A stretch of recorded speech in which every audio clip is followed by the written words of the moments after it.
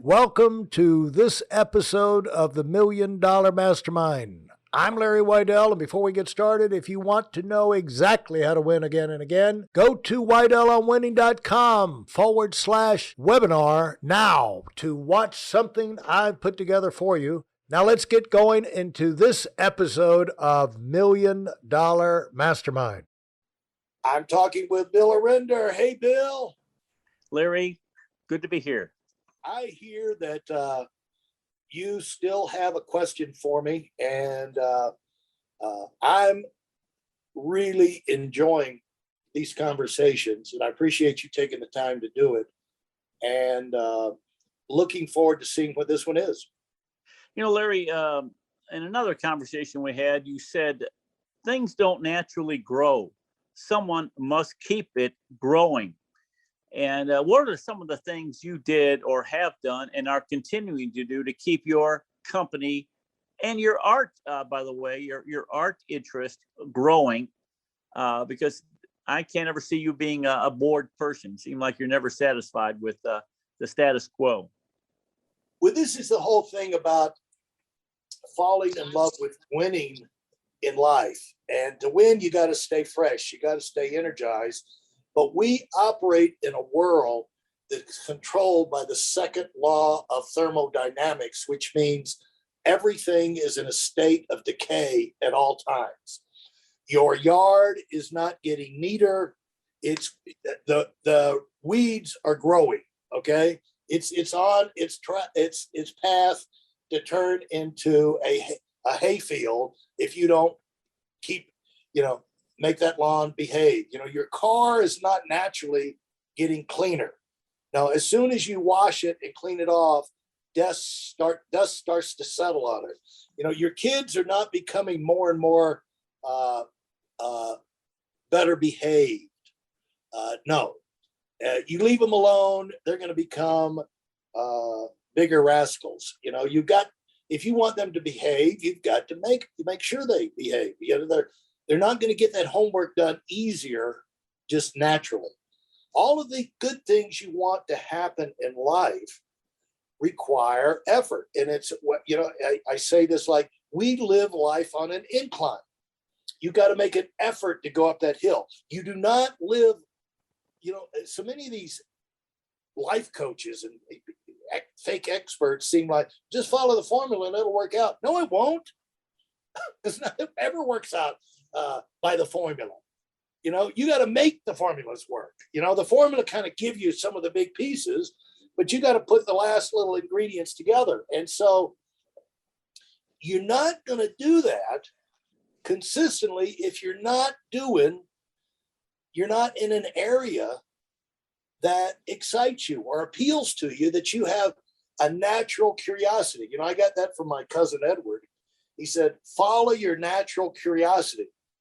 He said, if most people don't do that, they do what they're supposed to do, and they get their natural curiosity beat out of them, and they become dull and useless. But he said, follow your natural curiosity, because that's put in you for a purpose. There's a reason one little girl is interested in being a ballerina, and another girl is interested in swimming, and another girl is interested in horses. I mean, if you try and take the girl who's interested in horses and try and put her in the pool, she's probably not going to like that. She might be fun for a Saturday afternoon, but she's not going to want to go every day. And so the thing is, your interest, like some people like sushi. I can't explain it. I don't have any use. We were not raised as fish eaters. And all of a sudden, I have two sons and they both eat sushi. I don't know where this heresy came from in my life, But I can get myself to eat sushi, but I have to kind of psych myself up. Me too. About a week or two, and then I'll go in and I'll actually love it. It's fantastic. But then when I leave, it's like, what did you do? Don't ever do that again. And I'm just not naturally set up to be a regular fish eater, and like some people like Italian, some people like Thai food. It's like you like what you like. it's not our job to go through life saying, justify why you like certain things. It's our job to go pursue what we're interested in. Because when you're pursuing what you're interested in, you'll make those extra efforts and you'll get better at it. You naturally get better. You won't resent the time it takes to accomplish things, or especially, to become little refinements, to become great at certain things. And because you're doing something that suits you, that you were kind of supposed to be pursuing. And we're not all supposed to do the same thing. It's very obvious. Some people are supposed to be a quarterback. Some people are supposed to be a lineman. Like I was talking to one of my therapists one time. They have a big rugby thing in Aspen every September, Ruger Fest or Rugby Fest or something. And his wife was kind of making fun of all the big rugby guys. And, what a terrible sport, how dumb they are to run around and throw themselves, like at each other and, all that brutal type thing. And he said, honey, will you look at the size of these guys? He said, what else are they going to do? Are they going to be a basketball player? What are they going to do? Be a sprinter? These are big burly guys, and they want to get out and have fun too. That's their version of fun, And so, you like rugby, you don't have to justify it to anybody. You just go play rugby. And so I got a strong independent streak. So do you, Bill. And I like doing the things I like doing. And the sooner we all realize you're never going to be great unless you're doing things that you like. And ultimately in life, you wind up doing the things you like, spending money on the things you like, associating with people you like. The sooner you accept that, the sooner you can be great at the things you like. And our job is to stay fresh. And this where it's like grow or die. It's like, when you're fresh, when you're excited, when you have energy. Hey, listen, there's a lot of information online, but there aren't a lot of people who've actually done something. In my case, I've actually built a successful business that's accrued over $5 billion in assets under management and has done well even during trying times.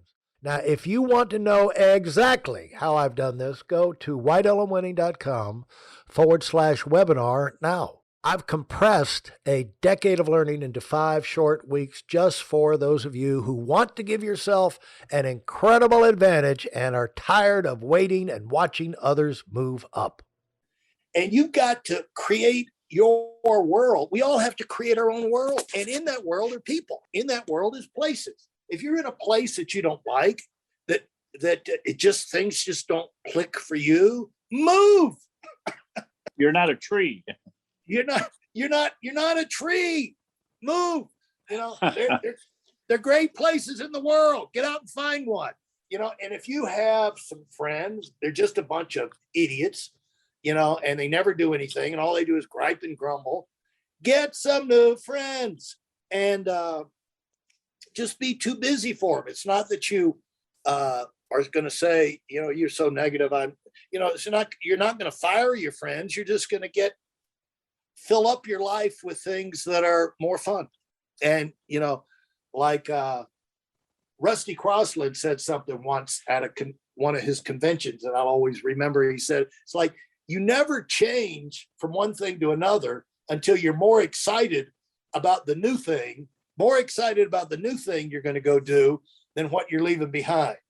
Then you don't feel like you left behind or you made any sacrifice. It's what it's like. No, I didn't sacrifice anything. This is a treat for me. This is an advantage for me. This is my lucky day.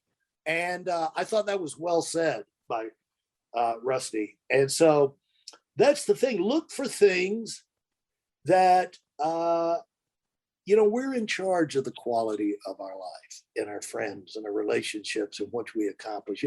That's the whole idea of living your life. To me, that's what the winning thing is getting you and yourself and keeping yourself in that combination of activities that is rewarding to you because everything's work. Going on vacations or work. Like, well, we went to this and we went here and we went there. We did that. Yeah, it's a lot of work. You got to pack. You got to make plans. You got to do this. You got to travel. Yeah, even if you have your own jet, it's annoying. I don't have that experience, but I've flown enough private jets to know that that doesn't make there's nothing out there you could buy that's going to make all your problems go away. Right. And even doing all of the things in your life that you just love doing, there's a resistance. We're in a decaying world. You have to make the effort to make great things happen, because the natural thing is people are sad. The natural thing is people get depressed. The natural, if you're going to make your planes fly on time, you got to make an effort. If you're going to make your planes fly and not crash, you got to make an effort. You got to make that happen. That doesn't happen naturally. All good things, you have to make them happen. So that's why when you see things that are happening well, feel free to go ahead and compliment somebody, who's running it. Say, I know that didn't happen by accident. And I see you're in charge. And I just want you to know I noticed. And it's just nice coming into a well-run place where people are pleasant and things are, kept clean, or things are done in the right way. Like the Colorado Springs, I've been over to done a lot of service work at the Range Rover service department. And I swear these guys are incredible. And Mercedes is pretty good in Palm Beach too. But these guys, efficient, happy. The dentist I have in Boynton Beach, I mean, it's just like a super well-run place, consistent, good attitude, get the job done. They, it's always a positive experience. So look at what you do, Bill, is measure the effect of the things in your life. And are they, helping you stay on track with a positive, energized thing. And so as far as new things, when things come across your path that you're interested in, that'd be fun to do, don't hold back. Automatically, what you do is you find that you can get a whole lot done. Like, people ask me, how do I get everything done? It's because I got so many people helping me, and so many good people helping me. Because there's a lot of people out there looking for things to do, or looking for somebody who's going places, doing things, and want to be a part of it. So there's lots of people out there that you can add on to your team, but there's a whole lot more people employed now because I've started the painting and, doing more of the photography and things like that. I got guys, like I said, there's 5 or 6 up there in Southampton today, and be there through Labor Day. I got people building my new studio in out by the airport business center there in Aspen. I've got a new combo studio storage place out there. It's just fantastic. But we had to build all the shelving and everything, and big project. But you can get a lot done. It's just and things you don't know how to do. There's somebody who knows how to do it. And then that person is probably going to be a good person for you to meet, and you'll probably enjoy learning from them too.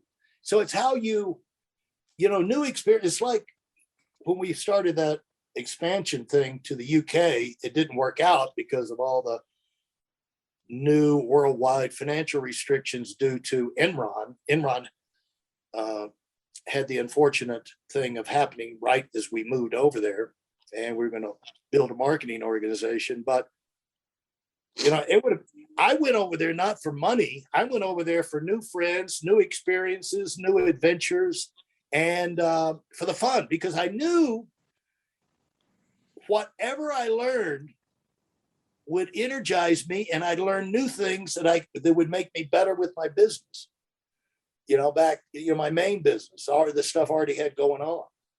So I knew it'd keep me fresh, and it'd be a way. it's kind of a way, Bill, of tricking yourself into continuing, unfortunately, continuing to work like a dog. Right. Because I can't believe how hard I'm working now. And a lot of it's because all this new stuff that's in my life. It's fun, it's unbelievable. And I get all kind of compliments and pats on the back and encouragement. But yeah, man, it's work, Bill. And the thing is that it keeps you, it's how you trick yourself into moving forward and staying fresh in your life, following these new adventures. And that's what I do. I just look for the wow. I look for excitement. I look for inspiration, because we're only going to be here for a short time. So why not have the 100-watt bulb burning in your life while you're here? Well, you're never going to rust out, Larry. I can tell that. Yeah, I don't think so. If you enjoyed what you've heard and are dead serious about finding out for yourself exactly how this works in the real world, I've taken the most valuable business lessons I've learned over 40 years and put them into something for you to watch. Go to whiteelementing.com/webinar now in order to move up as fast as possible. I'm Larry Weidel, and I run the $1 Million Mastermind. Go, go, go.